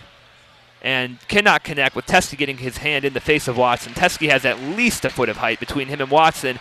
And a great football pass from Xavier Simpson to find John Teskey down below. Finds Ignas Brazdeikis, who turns it over. Now the Huskers are running up the court. Finds on Kenton for another dunk. He is putting on an offensive clinic right now in this half, and the lead is down to 18, 46-28. Huskers trail with 17 to go here in this first half, as the Michigan defense not looking as stout as it did in the first 20 minutes of play. But then again, when you're up by 22 coming out of the locker room, it's easy to get lax. You expect to come out a little flat there. Ignas Brazdeikis with an impressive move going to the rim, gets fouled, and he'll be shooting too. And that's a great sign if you're a Michigan fan, seeing Brazdeikis try and push it inside and go aggressively to the rack despite that ankle injury at the end of the first half. And a broadcaster's nightmare, maybe. We're getting a lot of action out of the sophomore from Reykjavik, Iceland, for these Huskers, Thorir Thorbjarnarsson. Are you ready to say that, Teddy? Can we just call him Thorb?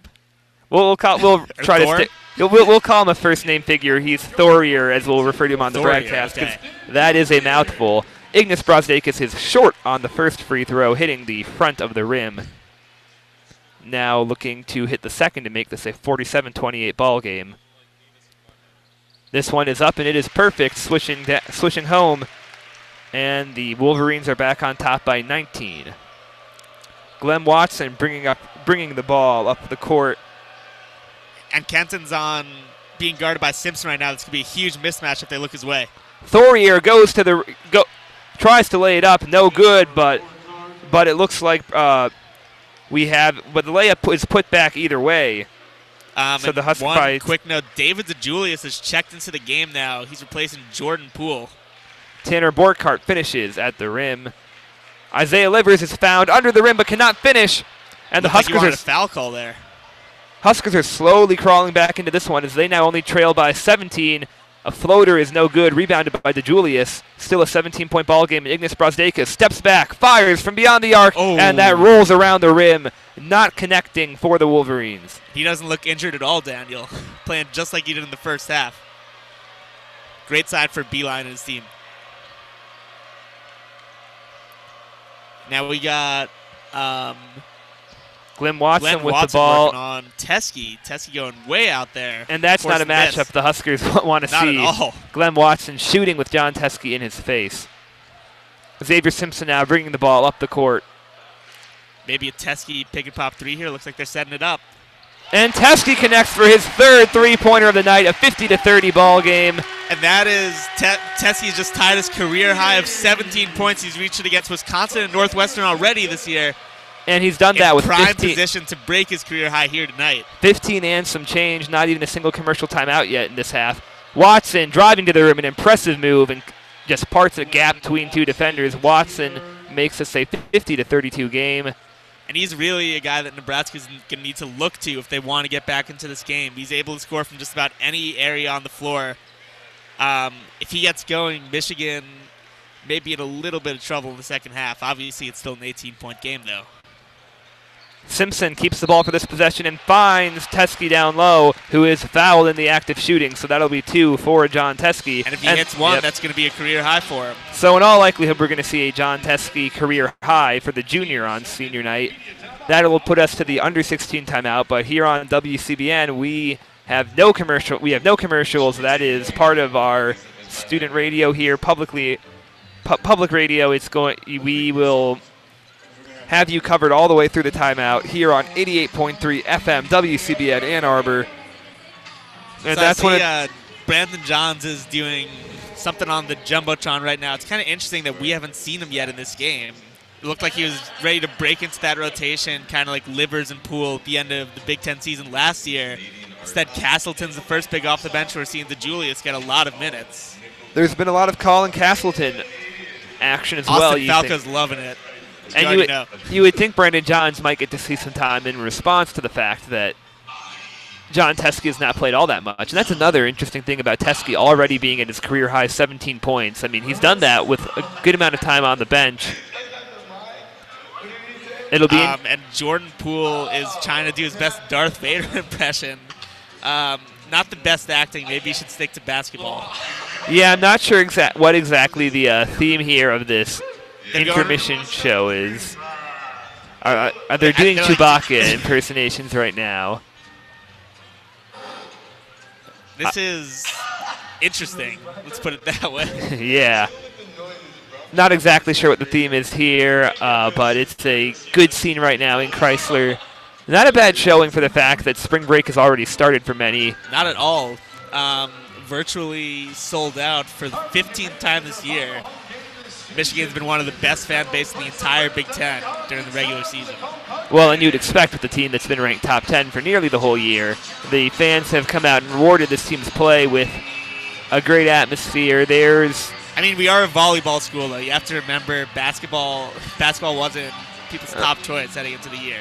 Volleyball did make the Sweet 16 in their tournament, so maybe you would expect Michigan to repeat that effort. But Michigan currently predicted by most bracketologists to be a 2 or a 3 seed. You would think a 2 or a 3 seed should make the Sweet 16. Of course, that does not always happen. There will be some that will go down in the round of 32. There might be some that go down in the round of... Or even a 1 seed like Virginia. He's almost definitely not making it to the Sweet 16, let's be real. Well, they've been one of the best teams in the country. They are going. What about last year? I'm with you, Teddy. I think Virginia should be on 1 seed parole after what they did last year. They murdered the legacy of 1 seeds in cold blood, killed their good name. I'm dead serious. If Virginia is a 1 seed, which right now I'm expecting them to be, it would be hard for them not to be a 1 seed at this point. I'm going to be scared to. I may even be scared to pick them in the round of 64. Oh, that's not happening again. They've only lost 2 games this year, both times to Duke. Just imagine for a minute how many memes there would be if Virginia were to lose to a 16 seed again. And their first time ever they were number 1 in the AP poll. They lost to a Division II school. So I mean, they're just kind of Chaminade, right? Yeah, them and the number 1 are cursed. So that would really be something. But here is potentially the moment in history. John Teskey going for his career high. He has it, 18 points. That'll be a career high for now for John Teskey. He'll probably extend that record into the night. Do you think he's going to break it right here? He makes more than half his free throws, so you expect he would make any given one. That one, you might have jinxed it, Teddy. That's the dangerous broadcaster's jinx right there as the ball rattles in and out of the rim. I said could he be? I didn't say he was going to make it. Glenn Watson now with the ball. Passing it around are the Huskers. Got Livers way outside the paint there. And a acrobatic shot is no good as Poole going to the rim, dunks over Thorier, and that brings Chrysler back on their feet as a quick turnaround there. I didn't even catch who got the rebound, but they immediately saw Poole streaking for the rim. Only had Thorbjarnarsson to defeat, and he basically jumps over Thorbjarnarsson, puts him on a poster. I didn't know Hamidou Diallo was playing at Chrysler Center tonight. Did you? Quite an athletic move there by Jordan Poole. Unbelievable. Invoking some dunk contest champion moves, and he completes the old-fashioned three-point play, 54-32. Huskers back on top by 22, which was the halftime lead, I believe. How's that for his first points of the game? Scoreless up until then. Hadn't even noticed. Watson continues to carry the ball for the Huskers as the point guard, leading this offense, and James Palmer Jr. I have not seen on the court yet this second half. So it looks like Watson might largely be in charge of the rest of this game offensively. And I think that's where you got to go. He's their best shot creator, and it's one of the best shooters on the team, period. DeJulius goes to the ground attempting a rebound. Ball winds up in the hands of Brady Hyman, who is unable to complete the layup, and now Xavier Simpson brings the ball down the court in the corner right now. One-on-one with Glenn Watson. Finds Jordan Poole, who now with some confidence fires from beyond the arc, and he swishes that one. 57-32. Huskers lead by 25. Wolverines, rather. And Jordan Poole looks like he has found his confidence now. And he got a little bit cocky right before he shot that three. He stared down Watson after he bid for that pump fake. I think he's got his swagger back, Daniel. It sure would seem so. Amir Harris now with the ball. Gives it back to Borkhardt. Amir Harris keeps it, and the Huskers are really depleted right now on offense. Thorier from way downtown. That one wasn't in the same zip code as the rim, and it had no chance of going in. Wolverines now take the ball down the court. And you really already know Poole's going to try and look to get a shot off here if he gets it. He's on a hot streak right now. Might need a heat check. Simpson is triple-teamed, finds Livers open in the corner, hesitates, and now finally fires. Does not connect. That one's a little too short. Bounces off the rim. I like that shot from Livers. The corner is his bread and butter, and he's been hitting from that spot all year long. He really does love those wide-angled three-pointers. That one he can't quite connect from. Not a bad time to miss, though. And Glenn Watson from the top of the key is able to put one home, makes it 57-34. And quick note. The basketball team has just surpassed the football team in points scored against Nebraska with 57. Good point there. As Xavier Simpson is driving underneath the basket, finds John Teskey, who the ball is punched out of his hands by Tanner Borkhardt. Will send him to the line, though, to maybe add on to his career-high 18 points, as we are right now exactly at the under-12 timeout with 12 to go. If only he got fouled a second earlier so he could skip the commercials for just a little bit. Well, you're in good hands. Yes, WCBN does not do commercials. So, by the way, our fundraiser is still going on right now. So if you want to call into the station and help keep us commercial-free, now would be the time to do so. We are wrapping up on our fundraiser. I know we're close to our $50,000 goal as a station, so make sure to call if you want. We're, of course, in a remote broadcast, but we do have operators in the station here in Ann Arbor near campus, so we would greatly appreciate any donations if anyone is appreciative right now the fact that they're not listening to commercials during the under-12 timeout. And as you mentioned, Teddy, the Michigan basketball offense has just now surpassed the Michigan football offense in points versus Nebraska, 57-34. The final score in the Michigan-Nebraska game was 56-10, I want to say. Nebraska surpassed their score Long ago. Not long ago, but it also took him like 10 minutes to get there, so not exactly that large of an achievement. No, with only 10 points, it's not at all much of an achievement, but the University of Michigan sure has given Nebraska some headaches in these past 6 months here. I mean, to be fair, Nebraska gave Michigan headaches when they beat them by 20 at the beginning of the Big Ten season last year. Of course, Michigan got revenge in the Big Ten tournament when they beat them by 22. Indeed, and after this under-12 timeout, I'm very curious to see how much of Isaiah Roby and James Palmer Jr. have not played really all game, I believe. And that really leaves this game entirely in Glenn Watson's hands offensively. I don't know if they are... They were both players warmed up for Nebraska. They might be being saved for maybe games. I think Roby was actually injured earlier this week, but I may be wrong. Tim Miles might be saving his healthiest players for their season finale. Nebraska does play Michigan State here in the state of Michigan in a couple of days here, so they might not be getting a win until their senior day as they wrap up their regular season against number 22 Iowa, who might not be ranked at that time. But and Iowa has been one of the most exciting Big Ten teams to watch, in my opinion. It feels like every game they play, George Bohannon hits an impossible shots, like send it to OT or give them the lead. Who would have thought that Iowa would be more exciting to watch than Indiana this year? Think about that. Indiana was on top of like everybody's watch list, and now they have they're probably one of the biggest sideshows in all of college basketball. Yeah, with a projected top 10 NBA pick in Romeo Langford, they are very much underproducing. These Huskers, of course, have had a tragic end to their season, and there is Isaiah Roby. He is in this game. Oh. And looks like James Palmer Jr. Kind of a weird time to bring him in, right? Yeah, James Palmer Jr. and Isaiah Roby entering the second half now. Don't know why. Maybe they were getting looked at in the locker room. But John Teskey currently sitting at 18 points as the Wolverines lead by 23. We'll see if he can extend on that lead at all. He will be shooting 2.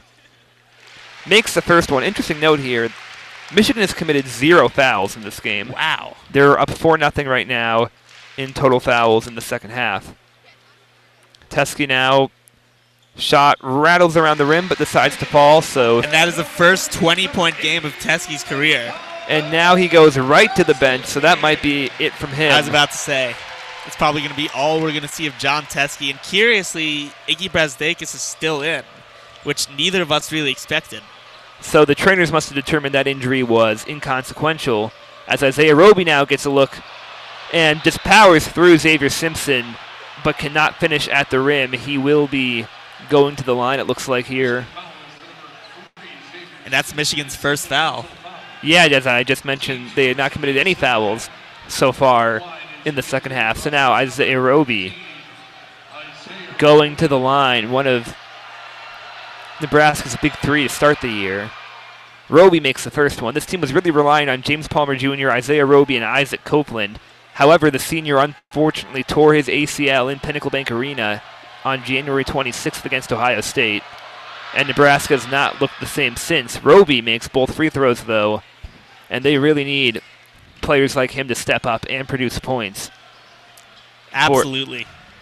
For a team that has lost its identity, that was supposed to be a tournament team, was a top 25 team for a lot of this year. Yeah, when I signed up to do this game, or when I was told I was doing this game, I was really excited. I thought we were going to get to see this amazing battle between 2 of the Big Ten's best teams. Instead, we've got a 25-point lead. Scary moment here as Colin Castleton finishes at the rim. A Nebraska player, looks like on Kenton. Oh! It almost looked like he tabletopped him. He jumped over him and got flipped over. Oh. Castleton leaned into the back of Kenton's knees. And Kenton took a hard land on the ground. It's such a shame to see. We saw he had that reverse dunk in the fast break. He had that putback. He had another dunk. Went down a little later in the second half. He's really been one of the most exciting players to watch tonight. Went down as a foul against Kenton. And that was right under the rim, so in the restricted area. So that will result in another free throw for Colin Castleton as he attempts to finish the old-fashioned three-point play. But Kenton is wiggling his feet but he hasn't even attempted to get up. I can't tell how much of that is just the fact that he's in pain. But he is sitting up now as two trainers help him off his feet, and Tim Miles as well. And the crowd and he's gives him walking off applause. on his own power. That's a good sign. Definitely something you want to see in a situation like that. Looks like he is headed to he's headed to the bench. Looks like he'll stay out there be on the floor, not going to go to the locker room at least.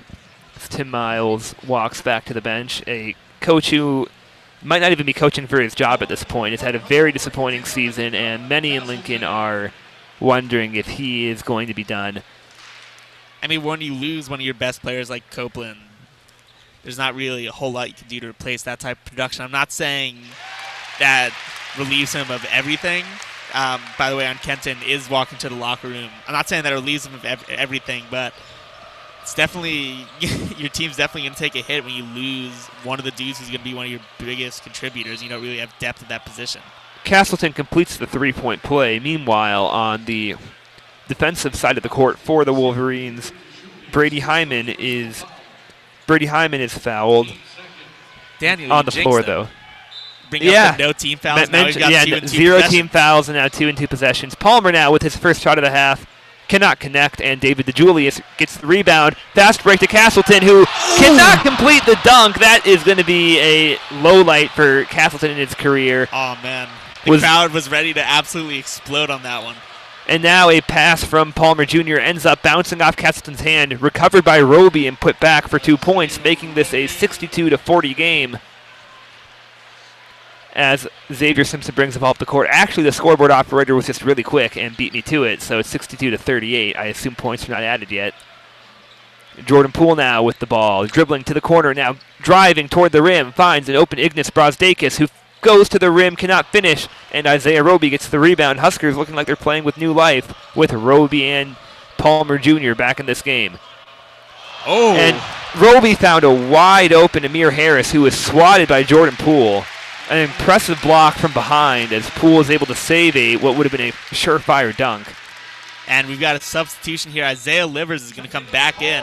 As the ball winds up out of Teskey, bounds. curiously enough. And I thought Teskey's night was done, but Me too. Castleton and Simpson leave the floor as Teskey and Livers come in.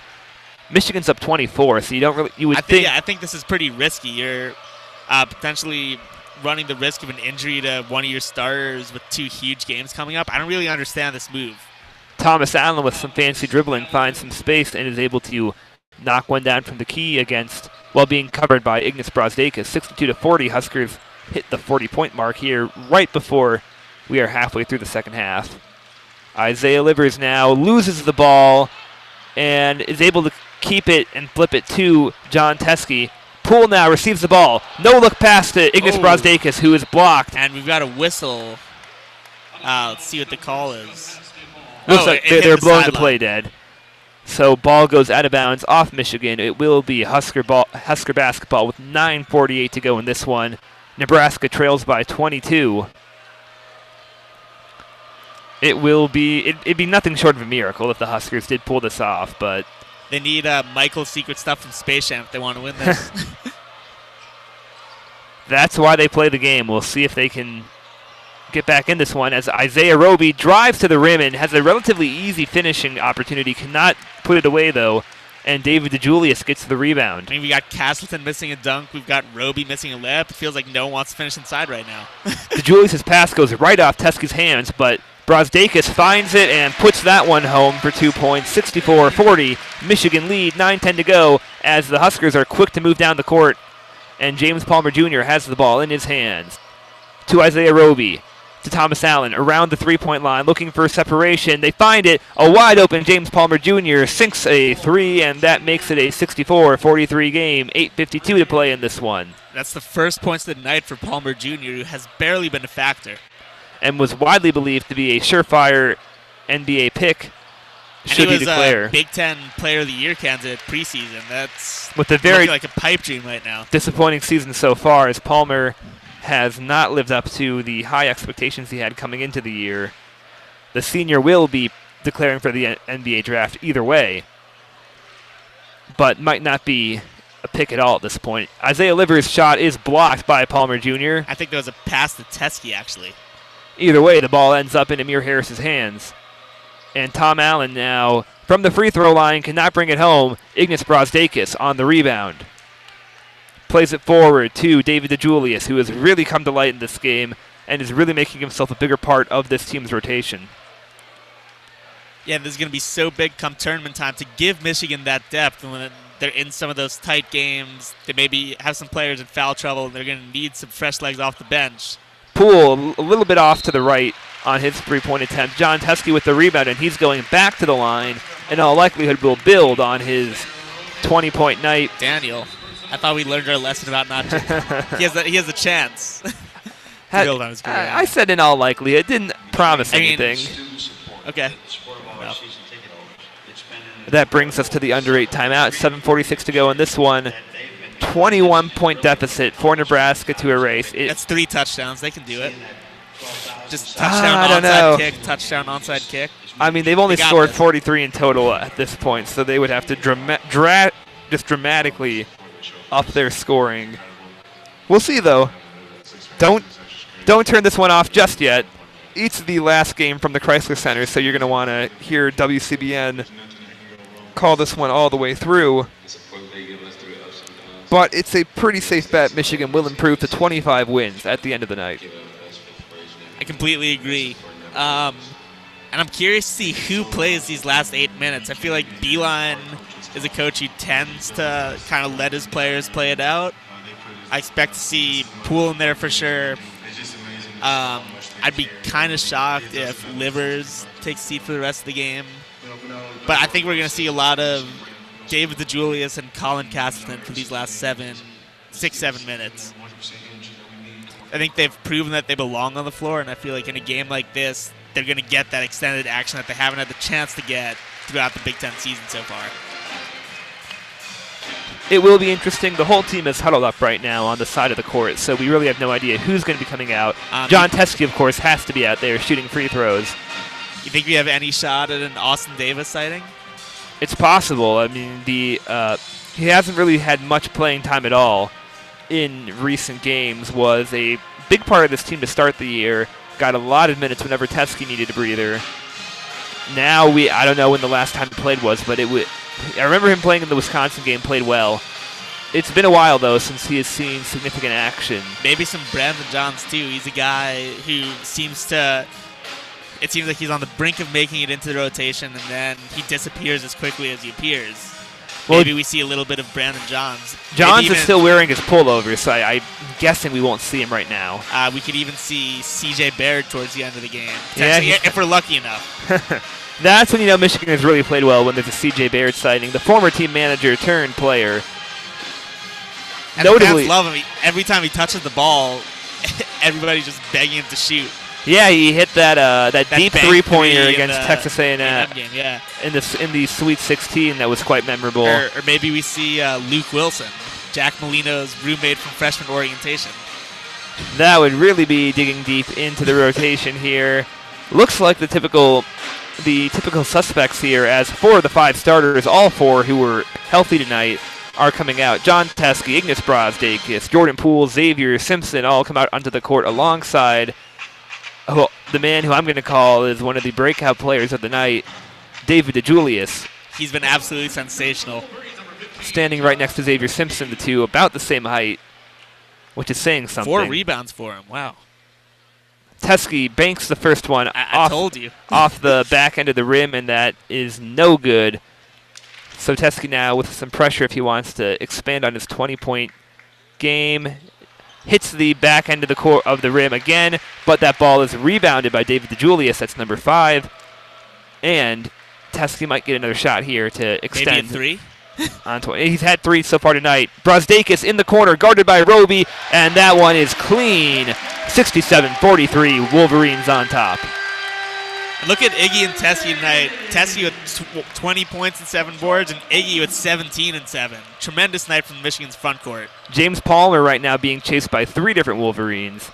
Plays the ball to Isaiah Roby, covered by Ignas Brazdeikis. Palmer now goes to the rim, but that was an athletic move he had to make, forced by Ignas Brazdeikis. Rebound by DeJulius, who quickly turns the ball over, and now Thorir Thorbjornsson had an open look, decides to give it to Glenn Watson, who has had a much smaller role since Isaiah Roby and James Palmer have re-entered the game. Roby drives to the basket, and a blocking foul is assessed against Jordan Poole. Took a second to get up. I don't know about that call. Looked like that should have been a charge. Looked like Poole's feet were set. I'm going to say that Jordan Poole was not set there. It looked like he was still moving a bit. Either way, it's not going to really impact the result of this game, but maybe it will cause Jordan Poole to be taken out of this one, as there is not much to be won right now. James Palmer Jr. receives the inbound and had an open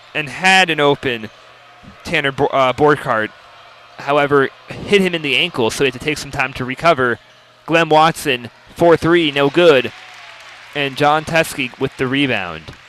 That's Teskey's 9th rebound. He's one away from not only getting a career high, but getting a double-double tonight. Yep, 6.5 to go. You wonder how many of those minutes Teskey will spend on the court, but he just needs the one more. I expect to see him come out maybe after the 4-minute media timeout. Brazdeikis with a good move, but cannot finish at the rim. And now Glenn Watson brings the ball up the court and is swatted away by Teskey. That ball still managed to find the rim before Livers gets the rebound. A couple of people in the crowd were upset with that, wanted Teskey to get that ball. He was right there, got his hands on that before Livers ends up getting a firm grasp on it. And now Livers is a rebound away from a double-double now, too. Okay, so now, whichever one, either one of them can take it. Can they just both grab it and then split the board? Do we have that? I don't know about that, but Jordan Poole now with the ball throws across the court to find Xavier Simpson, who there's his patented skyhook, good as always, 69-43 for a nice 26-point lead here for the Wolverines, I believe the largest of the night. And we got Colin Castleton at the scorers table right now, so I'd be stunned if this isn't for Livers or Teskey. So one of them has some pressure here. One of them's not going to get the double-double in all likelihood, barring something crazy. Brazdeikis guarding Roby. Impressive fadeaway shot by Roby makes it a 24-point game again. Teskey's shaking his head there. He knew if that one missed, he was all over it. Good shot there by Roby, who is quite a complete offensive player. I mean, you'd think Tim Miles would play him more, right? Yeah, I'm not really sure what the beginning of the second half was about, but now Jordan Poole with the ball. Finds Teskey. Poole finds a wide open Ignas Brazdeikis, who connects again from three. And that's two 20-point scores for the Wolverines tonight. Brazdeikis with 20 and Teskey with 20. James Palmer Jr. now in desperation mode. Banks one off the glass, and John Teskey gets the rebound. That's a double-double for him. And about half the crowd recognized that and celebrated. Xavier Simpson now with the ball. 4:30 to play. They just got to miss like a layup here, get Livers his offensive board. Simpson moving backward right now, not where he wants to be going. Teskey sets up a screen and receives the ball from Xavier Simpson. And now he finally does expand on that career-high 20, 74-45, 22 points and 10 rebounds for John Teskey. DeJulius now is at the scorer's table. Roby gives it off to James Palmer Jr., who goes to the rim and finishes. Good look there as he's able to get a step on Ignas Brazdeikis. And finally, Nebraska getting a spark on the offensive end, but it's just too little too late for them. This game's all but over. As they trail 74-47. We got another sub coming in. And that's CJ Baird? It is. Rare turnover there from Xavier Simpson. Good spin move there by James Palmer Jr. Keeps his balance and finishes at the rim, 74-49. After a rare Michigan turnover. Full court press now from the Huskers. It's a bit late to reach into their bag of tricks. Intentional foul. Bit of an odd move there. That will be Nebraska's 7th, so that will set up a 1-and-1 for Isaiah Livers after the 4-minute timeout here. 3:27 to go. And the fans are getting up and headed for the parking lot right now. Can't really blame them when it's a 25-point game right now. In a way I can. I feel like if CJ Baird comes into the game, you sit down and watch. They are foregoing the opportunity to watch CJ Baird. We saw 3 substitutes at the scorer's table. Champ. It will be interesting to see what he does here. CJ Baird, of course, it's always exciting when he gets playing time. It's a great story. A team manager getting to become a varsity player. I was the team manager on my varsity basketball team in high school, and I never got to see what he's doing. I got to make a jumper in the student faculty game, like with 2 weeks before graduation, but that's as far as I got. Indeed, so it'll be a good opportunity for maybe a lot of younger players on senior night right now to get in and score. In the end, it's going to be no seniors recording any stats tonight for Michigan because the only one is hurt, Charles Matthews. We certainly here at WCBM wish him a speedy recovery. Absolutely. And hope he is ready to go against Maryland on Sunday.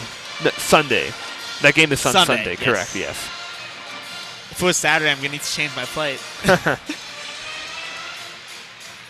Yep, as Teddy, you'll be there for the game. We will not have that on air, but just to reiterate our upcoming game schedule, WCBN hopes to cover every remaining Michigan basketball game after Maryland. We will be covering and broadcasting live every single Michigan basketball game of the Big Ten tournament. We hope to be delivering you even more with, ideally there are 11 more Michigan basketball games. Yeah. And WCBN is aiming to broadcast 10 of those 11. Not to put a jinx on the team anyway. Let me do the mental math here. Yeah. Maybe missed 1 or 2. Yep. At most, 3 more Big Ten tourney games. Ideally, 3 more Big Ten tournament games. It will be tight, though, at the top. There is not much wiggle room at all for Michigan State, Purdue, and Michigan to clear upper echelon of the Big Ten this year, a cut above the rest, those 3. Wait, so Daniel, I've got a question for you. If you could pick any tournament destination in the country for Michigan to play the round of 64 in, what would it be? I know you're planning on traveling there. I don't. You can pick anywhere in the 50 states. Where are you going? Yeah, well.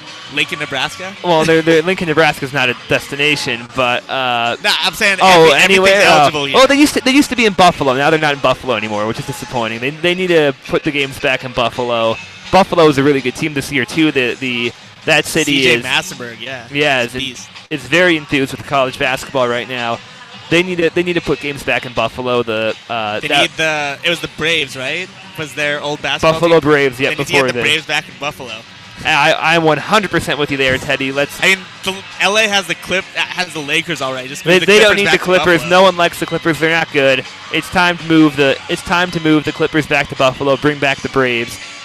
Very important note. Not really related to Michigan basketball, but C.J. Baird is now in the game. Eli Brooks, C.J. Baird, Isaiah Livers, Colin Castleton, and David DeJulius. A very young lineup right there.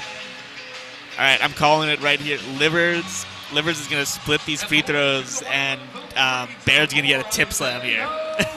All right, that's a bold call there from Teddy. We'll see what Isaiah Livers is able to do. Makes the front end of the 1-and-1. So far, so good. 75-49. Nebraska leads. Michigan leads. My apologies. Think about these two teams a lot, get them mixed up sometimes. Isaiah Livers now to go 2 for 2. Rattles around the rim. You got the split right. However, Isaiah Roby gets the rebound and quickly feeds it to James Palmer Jr. going to the rim. Great defense by Isaiah Livers, and he gets the rebound. There's the double-double. So 2 20-point scores, 2 double-doubles, and a great offensive display from the Wolverines. I may be wrong here, but that's the first time since last season when Mo Wagner and Charles Matthews both had double-doubles against UC Riverside that 2 players have had double-doubles. C.J. Baird for 3, and Chrysler erupts. What did I tell you, Daniel? Our own Nick C.J. Hornberg Baird comes in, you watch. It really would be an environment worth sticking around for those fans who left, as Chrysler just blew the roof off this place with a C.J. Baird 3, 78-49. You already know he's getting it back on the next possession. For sure. Everyone in attendance wants it. David DeJulius was eager to get the ball back to C.J. Baird as he reaches in and commits a foul on him. Even if DeJulius had a breakaway dunk attempt there, I feel like he'd probably slow it down, try and take it out for a C.J. 3. Just maybe. And Brandon Johns now finally enters the game, taking out Isaiah Livers, who is unquestionably Michigan's 6th man. Definitely a front-runner for Big Ten 6th man of the year. He'd have my vote for sure. He's pretty much 6th starter for them. So now it's all a bunch of less experienced players. Eli Brooks gets the most playing time of the players on the court right now. So Brandon John's going to get his first action, and Adrian Nunez is at the scorer's table He comes in and replaces David DeJulius. So now we're really in a group of players who don't see the ball too much. The inbound is successful to Brady Hyman. Amir Harris now, guarded by Brandon Johns, playing a bit out of position right now. Castleton and Johns, the two bigs at the point right now, guarding Harris. I wonder if we'll see Luke Wilson in here. And Eli Brooks gets his hand, it tips the pass, and now C.J. Baird finally scoops up the ball. Michigan will retain possession now, up by 29, looking to get their biggest lead of the night. Eli Brooks with the ball to Brandon Johns. And Brandon Johns commits a walk, so that will, the ball will be going. These refs are heartless, man. They just robbed us of a C.J. Baird possession. Justed for sure. Do they not know what the people want here?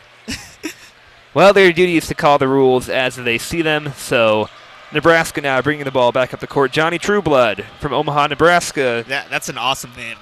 Johnny Trueblood. It sounds like the villain in like a Western movie. He doesn't get much playing time either, so he's coming in for the end of this lopsided result. No Nebraska starters in the game at this point either. Amir Harris struggling with Brandon Johns. His pass or shot couldn't tell his tip. And now Colin Castleton with the block. He gets the rebound too. And now Eli Brooks with the ball as the point guard, the only point guard on the court right now, leading the offense. Finds Adrian Nunez in the corner. Hits the rim, but Castleton gets the rebound. Makes a great ducking move and finishes for the and one. And that's the first time in his career that he's finished in double figures. And so that's going to be a lot of firsts here for the Wolverines. First, arguably been one of the best games they've played all season. Completely. It seems to be a theme with Michigan sports teams. Nebraska comes down, you play your best game of the season. They're up 31 as Colin Castleton wisely ducked under the defender and finished the rebound while getting fouled. He can make it 81-49 here, and Michigan might hold another team under 50 if they can. And we got another substitution. It's Rico Zuna Jr. Yep, Nebraska, Michigan going very deep. Rico Zuna Hansen, pardon me.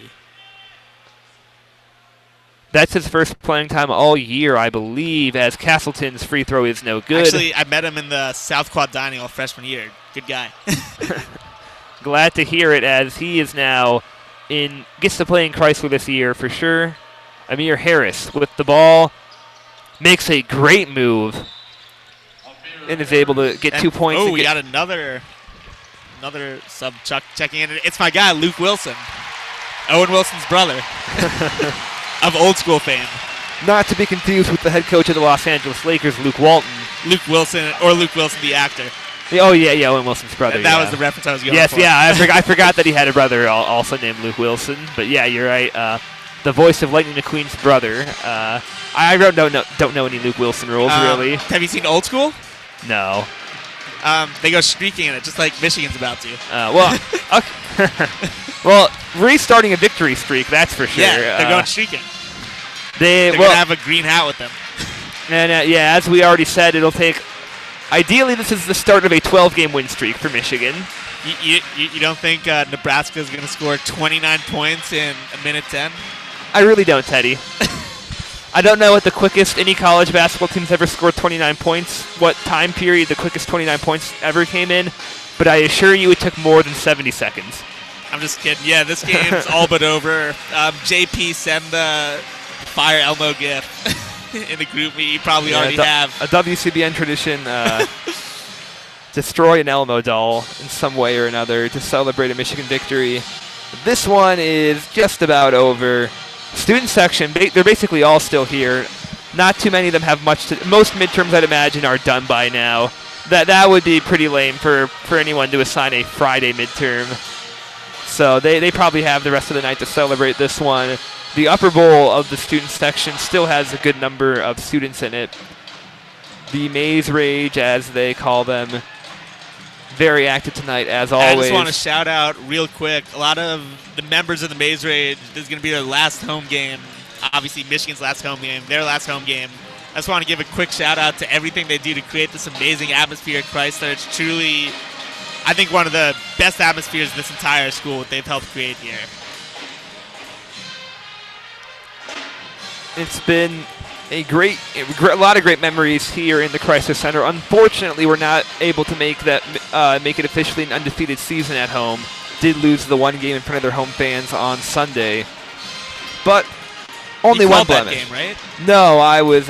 Nick has called back-to-back, but I was in the stands. Got there 2 hours early. Still had to sit in the upper bowl because of how much the students were eager to watch this team. I saw people walking to Cliff Keen at 10:30 the previous night, like pitching tents to make sure they could get the best seats they could. It's really unbelievable. According to the Michigan basketball Instagram, they posted a victory post already. Really? No. That's cocky. No. They posted that the first people in line got there at 11:30 the night before with in a tent. Wow. To get, I guess I saw those guys. To get in line for Cliff Keen. So it's been a team worth waiting. I guess that would be like a 16-hour wait. It's a team worth waiting 16 hours Absolutely. for. If I didn't have a previous commitment earlier that Sunday morning, I would have been there for sure.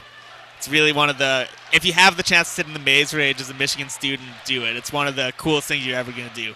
So 1:05 to burn in this one before everything's official. Nunez from beyond the arc, no good. And the Huskers will rebound and try to cut and we have an Austin down. Davis sighting. Austin Davis has entered the game.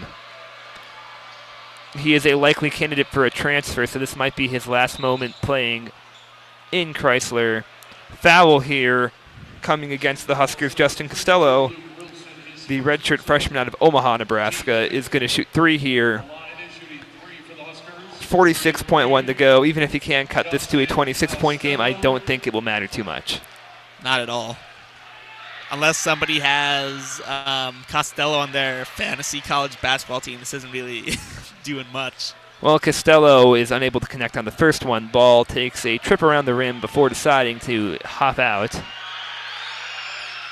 Costello is a bit long on the second, so the score remains 80-51. We'll see if he can get on the scoreboard here in Ann Arbor.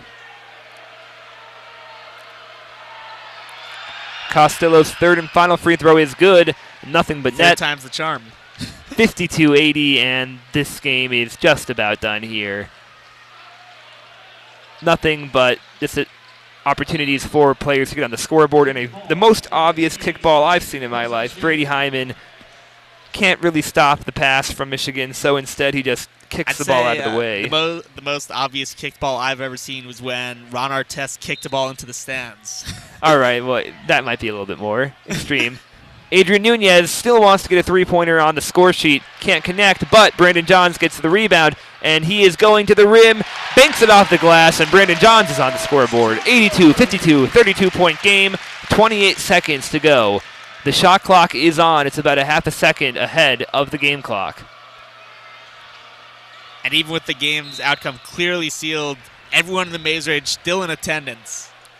Johnny Trueblood is fouled, so Michigan will get the last possession of this game, barring any turnover or Nebraska rebound. I mean, you just got to dribble it out here, right? I'm not expecting any attempt to get the ball back or shoot from either side. Trueblood shooting two, connects on the first one, 53-82. Looks like the Wolverines aren't going to get a 30-point win tonight. I mean, they're looking at a 28-point win now, which, let's bring it back to football, is, 29. As Trueblood misses so the second. They went for two at the end. Anyway, this game is over. Indeed. Nebraska winning 82-53. Michigan winning 82-53, rather. Similar story to as it was in September. Michigan basketball and Michigan football dominating the Cornhuskers. What as the win, clock hits Daniel. 0-0, 82-53, and a great way to send off the game. We are about to jump back. For all you listening live over the air in Michigan, we are going to send it back to studio. So I thank you for listening to our broadcast. I've been Daniel Thompson, joined alongside by Teddy Gutkin, Nick Hornberg, and Emily Herard on the broadcast as well. As always, we wish you a good day and to go blue.